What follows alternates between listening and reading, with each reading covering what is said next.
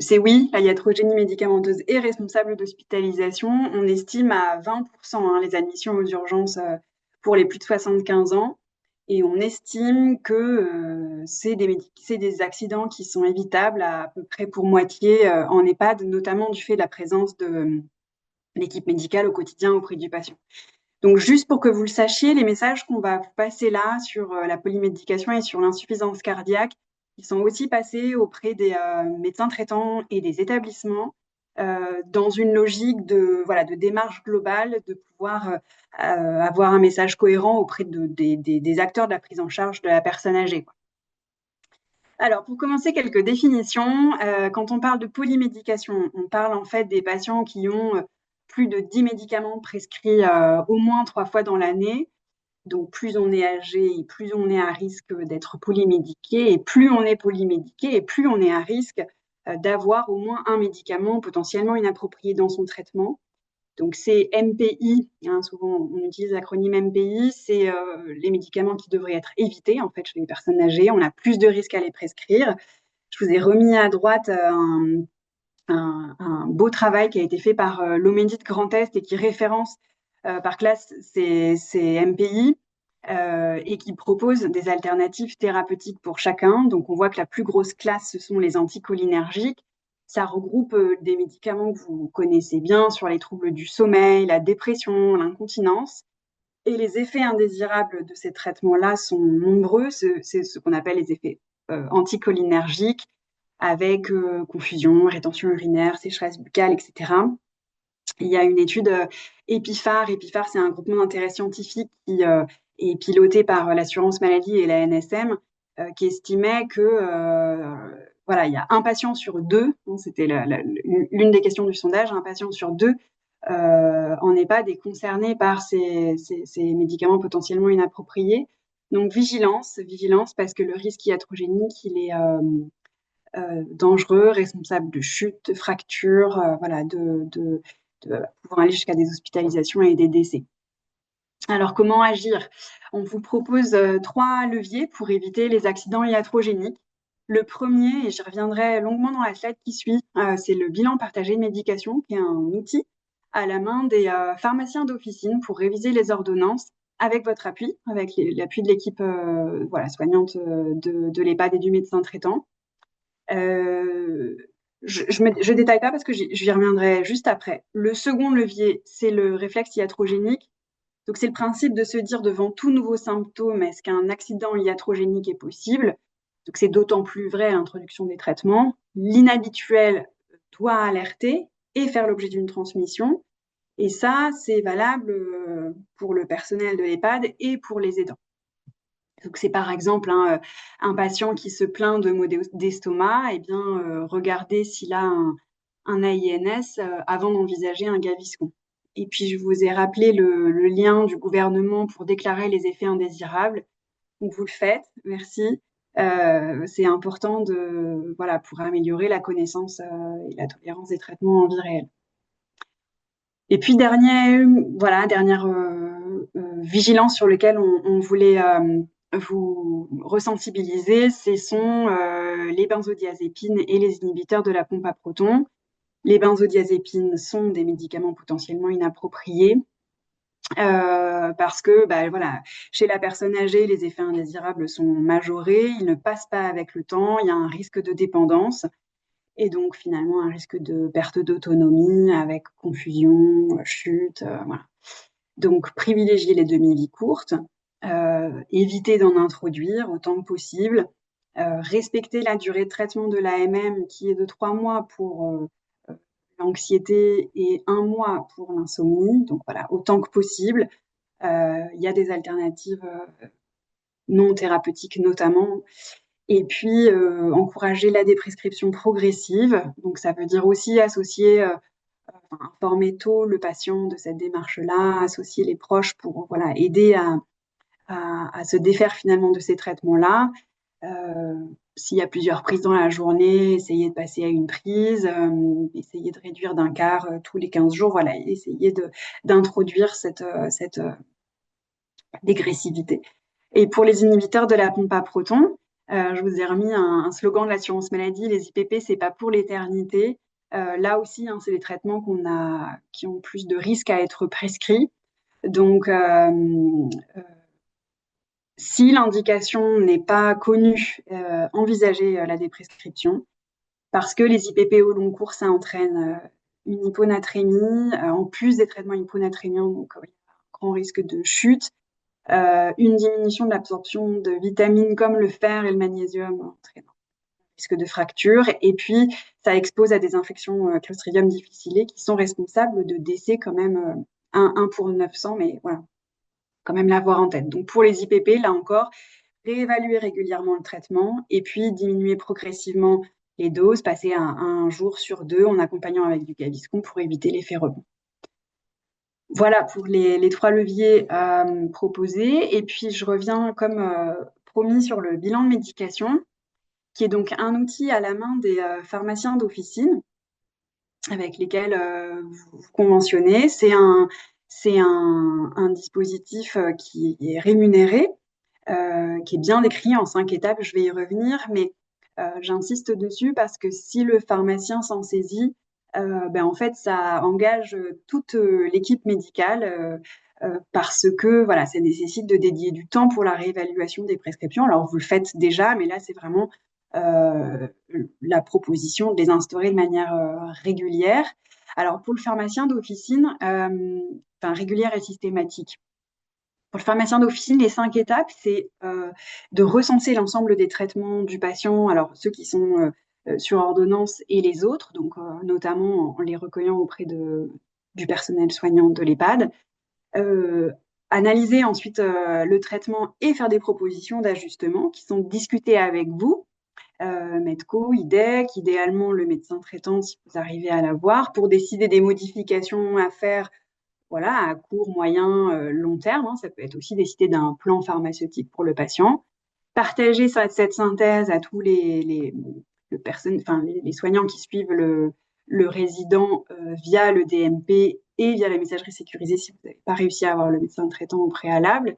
Et puis, il est bon aussi de prévoir un temps d'échange avec le personnel soignant et éventuellement les aidants pour accompagner le patient dans la modification de son traitement, dans l'observance. Donc, quand faire ce bilan de manière systématique à l'entrée des patients en EHPAD, c'est l'idéal. Et puis ensuite, suivre ça en faisant un entretien par an, au moins pour contrôler l'observance, et puis à chaque modification de traitement, et surtout après une hospitalisation. Voilà, donc je vous le disais, c'est une démarche qui est très engageante pour l'équipe. Donc la CEPA me propose de vous accompagner voilà, pour les mettre en place. Alors on a fait venir pour vous séduire un pharmacien, Thibaut Gosset, qui a mis en place des bilans de médication de manière régulière dans son officine et qui vient témoigner. Alors sans vous spoiler son intervention, on a juste mis là son conseil pour vous aider aussi à vous lancer. Donc n'attendez pas que tout soit parfait pour commencer. Je vous invite aussi à prendre date, puisque le 30 avril, sur le temps du déjeuner, il y a un webinaire qui est proposé à l'ensemble des EHPAD de la région, qui propose des clés pour réévaluer les prescriptions. Donc, voilà, il y en a un par mois jusqu'en juin, donc vous pourrez voilà, consulter et puis vous inscrire. C'est pour les médecins coordinateurs, les médecins traitants, les pharmaciens, donc c'est vraiment pour vous. Et je vous propose, pour le fixer dans vos esprits et vous donner envie, de visualiser le teaser qui a été réalisé. Je laisse Pauline le partager. Merci.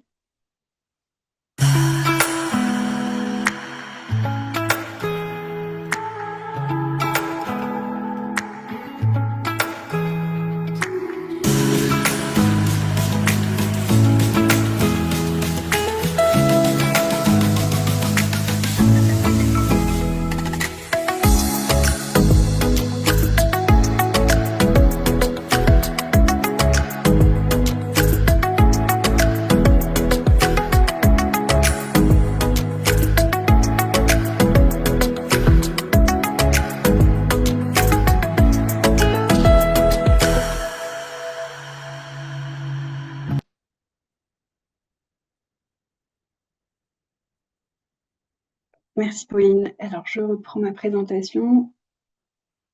Un instant. Voilà. Hop. Ah, zut. Pardon. Voilà. Et puis pour finir, on vous indiquera une bibliothèque d'outils pratiques dans laquelle on a référencé voilà, des sortes de mémos pour vous aider à vous emparer finalement de ces révisions d'ordonnance. Et en complément, pour les volontaires qui souhaiteraient aller plus loin et puis être accompagnés dans voilà, les premiers pas pour mettre en place cette organisation, on vous propose un accompagnement spécifique, c'est-à-dire de vous...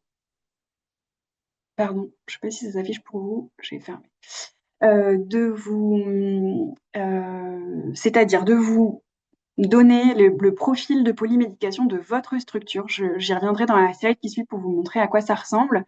On vous propose aussi de vous aider à trouver votre organisation, qu'elle soit la plus simple possible en vous partageant des expériences faites ailleurs.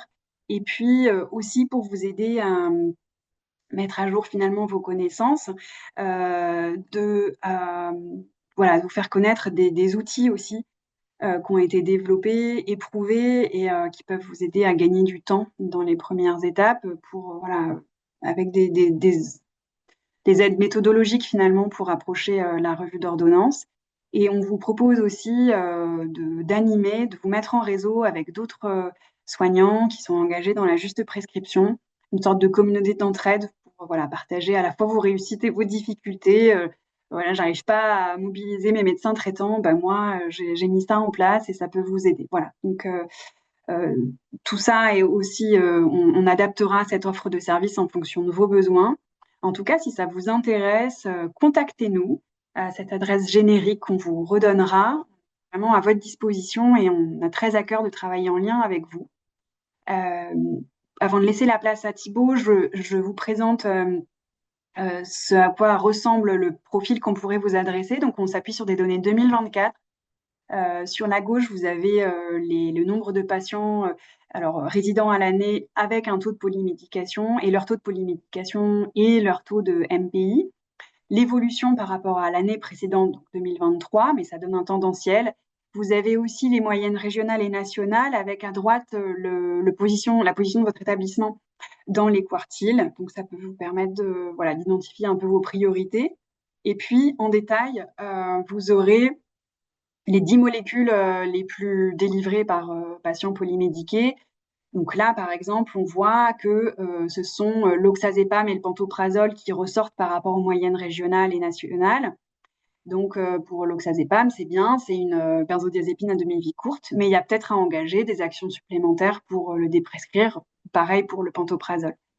Et on peut vous donner aussi les 5 MPI les plus délivrés. Donc là, ce sont dans l'exemple des benzodiazépines et puis les médicaments actifs sur le système nerveux central, comme les antidépresseurs, les antiépileptiques. Donc là encore, hein, ce sont des indications qui peuvent vous aider à cibler un peu voilà, vos premiers chantiers, quoi. Voilà, ben, je laisse la parole à Thibaut Gosset. Merci Thibaut pour ta présence aujourd'hui. Je te Merci laisse. Camille pour ton invitation déjà. Bonjour à tous. Donc moi je m'appelle Thibaut, je suis pharmacien d'officine et l'objectif de mon intervention aujourd'hui c'était de vous partager mon retour d'expérience sur la mise en place de bilans partagés de médication dans une pharmacie grenobloise. Donc ça fait bientôt un an qu'on a démarré ça. À l'époque, la pharmacie réalisait quelques BPM par an, mais sans arriver à en faire davantage. Manque de temps, manque d'organisation au sein de l'équipe. Et le titulaire m'a demandé d'intervenir pour essayer de mettre une routine en place pour qu'on arrive à toucher un petit peu plus de patients dans cette officine-là. Donc en un peu moins d'un an, j'ai réalisé environ 70 BPM sur 21 demi-journées. Euh, on a ciblé prioritairement les patients donc éligibles BPM évidemment, donc plus de 65 ans avec 5 médicaments chroniques ou plus, qui étaient suivis par 2 médecins généralistes qui sont dans un cabinet juste en face de la pharmacie et qui vont partir à la retraite dans les prochains mois pour essayer d'anticiper d'éventuels risques de rupture de suivi chez ces patients-là. Donc pour ce qui est de l'organisation qu'on a mis en place, déjà je pense que la première chose c'est de dire que je pense l'organisation c'est vraiment la clé de ce bilan de médication partagé, puisque c'est un entretien pharmaceutique qui va durer qui va s'étaler sur à peu près 2 ans. Donc il faut quand même être très organisé pour arriver à enchaîner les étapes. Euh, donc moi, pendant mes présences à l'officine, je réalisais en général 4 bilans de médication partagés. Je voyais à peu près 4 patients par demi-journée. Donc ça incluait un peu toute la préparation que je devais faire en amont, mes entretiens bien sûr avec les patients. Je rédigeais des comptes rendus pour les médecins que je leur envoyais via une messagerie sécurisée, la facturation dans le LGO, et puis ensuite je faisais des entretiens de suivi d'observance, donc ceux-là, je les faisais plutôt par téléphone. Je reconvoquais pas les patients dans l'officine. Euh, donc, je pense que la première des choses qu'on a dû faire, c'est travailler avec toute l'équipe pour recruter les patients. C'est un gros sujet, hein, le recrutement. Alors moi, tous ces bilans de médication partagés, je les ai faits avec des patients qui n'étaient pas des patients résidents d'EHPAD. Malheureusement, la pharmacie travaille pas avec des EHPAD, donc c'était vraiment des patients qui venaient d'un peu partout autour de la pharmacie. Et donc, il a fallu former préparateurs pharmaciens sur les critères d'éligibilité, le message qu'il fallait délivrer au comptoir, la posture aussi à adopter, hein, parce qu'on se rend compte que finalement, c'est pas dans nos habitudes de proposer à des patients de venir rencontrer un pharmacien, qui plus est en donnant un rendez-vous. Donc, il a vraiment fallu aider les collaborateurs au comptoir à présenter ces nouvelles missions. On a aussi formé une préparatrice qui est devenue la référente BPM. C'est elle qui s'assurait que les créneaux que moi j'ouvrais pour accueillir les patients étaient tous bien remplis. Et puis elle se chargeait aussi d'appeler les patients pour que la veille, pour qu'on soit sûr qu'ils puissent venir le lendemain. Ça nous a permis un petit peu d'améliorer notre taux de présentation. Euh, je voulais vous partager aussi quelques difficultés que j'ai pu rencontrer à l'officine. Et en faisant la liste de ces difficultés, je me suis rendu compte qu'il y en a certaines qui, je pense, ne s'appliqueront pas ou s'appliqueront de manière très modérée sur les bilans de médication partagés en EHPAD. Pour différentes raisons. La première difficulté, moi, que je rencontrais, c'est le recrutement des patients. Donc, comme je vous disais, c'est le gros sujet. À l'officine, il faut savoir quand le patient est éligible ou non au comptoir. Nos logiciels nous aident pas forcément à faire cette identification-là de manière efficiente. Et puis ensuite, derrière, il faut proposer un rendez-vous. Donc ça, comme je le disais, c'est pas du tout dans les habitudes des patients. Et donc, on se confronte parfois à des refus. Je pense qu'en EHPAD, la manière de faire est très différente, peut-être plus simple, puisque le pharmacien d'officine pourrait éventuellement se déplacer et serait en tout cas pas confronté aux freins auxquels nous, on a été confrontés. Et la deuxième difficulté que j'ai identifiée, dont je voulais vous parler aujourd'hui, c'était les échanges avec les médecins. Alors c'est vrai, quand on est dans une pharmacie d'officine, les patients que moi je voyais venaient d'un petit peu partout, donc j'avais plein de médecins traitants différents, et donc finalement c'était assez difficile de communiquer avec eux, et j'ai eu en toute honnêteté très peu de retours. Alors ce qu'il faut noter, c'est que absence de retour ne veut pas dire non prise en compte du compte rendu, hein. J'ai eu l'agréable surprise parfois de voir que les traitements avaient changé à la suite du compte rendu que je leur avais envoyé, sans pour autant avoir de réponse. Mais bon, au final, ce qui compte, c'est que nos recommandations soient entendues.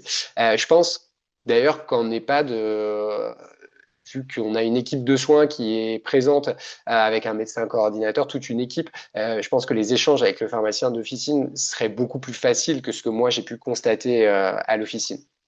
Euh, Enfin, il y a Un autre sujet qui est très important, ce qui est le volet économique. C'est vrai que la plupart des pharmaciens d'officine ont du mal à se lancer, parfois par manque de visibilité sur la rentabilité que peuvent entraîner ces nouvelles missions.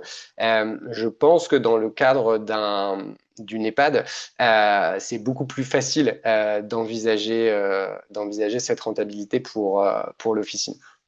Euh, pour ce qui est de la partie, on va dire, très stimulante, les points positifs qui en découlent après un an, moi, je trouve que déjà, le bilan, il est extrêmement positif pour la pharmacie, pour moi, pour les patients. Ça a créé un lien vraiment très, très fort avec les patients que j'ai pu voir. Une petite anecdote que je raconte assez souvent, c'est que j'ai plein de patients qui m'ont remercié à la fin de l'entretien en me disant merci docteur. Donc c'est quelque chose qui a l'air assez anecdotique, assez banal, mais en 7 ans d'officine au comptoir, enfin ça m'est presque jamais arrivé. Et là, vraiment en faisant ces bilans de médication partagés, ça m'est arrivé très régulièrement. Donc tout ça pour dire en fait que le pharmacien d'officine se repositionne comme un vrai professionnel de santé vis-à-vis des patients et c'est vraiment intéressant en plus sur le plan intellectuel. Tout à l'heure, Camille nous parlait des MPI. Moi, c'est un des travails de l'Omédite que j'utilise très régulièrement lorsque j'analyse des ordonnances. Mais on se retrouve à investiguer des comptes rendus dans le DMP, des résultats d'analyse biologique. Et donc, ça fait qu'on rentre dans une analyse qui est vraiment approfondie et qui, pour le coup, est très intéressante. Euh, Tu parlais également de la charge anticholinergique. Moi, c'était quelque chose quand je suis sorti de la fac dont on parlait très peu et aujourd'hui que beaucoup d'outils ne permettent pas de faire. Mais quand on fait un bilan de médication partagé, c'est quelque chose que l'on va aller investiguer et parfois ça a beaucoup de sens de le faire. On va pouvoir détecter certaines choses. Voilà pour ce que je pouvais vous dire. Je vous redis mon conseil, même si Camille, vous avez fait un petit teasing tout à l'heure. Moi, mon conseil, ce serait de ne pas attendre que tout soit parfait pour commencer. J'ai souvent entendu des pharmaciens ou des gens me dire, voilà, il faut être formé, il faut avoir un DU de pharmacie clinique, il faut être hyper organisé pour arriver à mettre ça en place, qu'on soit pharmacien ou qu'on ait envie de gérer ça dans une structure. Moi, je pense qu'on apprend beaucoup en réalité sur le terrain, on apprend beaucoup en faisant. On a déjà beaucoup de choses dans nos bagages, dans nos connaissances qui vont nous permettre de mener à bien ces bilans de médication partagés. Donc moi, mon conseil, c'est vraiment faites. Et puis en plus, je trouve que pour moi, pharmacien, c'est vraiment une expérience très différente de ce que j'ai pu faire pendant des années au comptoir. C'est beaucoup plus enrichissant et donc c'est vrai qu'en conclusion, je dirais que ces bilans, je les fais pour les patients parce que je suis convaincu de leur bien fondé et de tout ce que ça peut apporter. Mais je le fais aussi un peu pour moi parce que, comme je l'ai dit, je pense que c'est le mot-clé de mon intervention, c'est que c'est hyper enrichissant et surtout, ça redonne vraiment du sens à mon métier de pharmacien. Voilà, merci pour votre écoute. Eh bien, merci docteur. J'espère sincèrement que du coup cette présentation et ce partage d'expérience a pu lever les éventuels freins que vous verriez à mettre en place ces bilans en EHPAD. Encore une fois, si vous souhaitez que la caisse primaire puisse vous accompagner dans cette démarche-là, nous avons une adresse mail qui est présente dans le support qui vous sera diffusé et on vous encourage à revenir vers nous pour qu'on puisse le mieux possible vous aider à mettre en place tout ça et en n'attendant pas que ce soit parfait. Nous avons noté le conseil.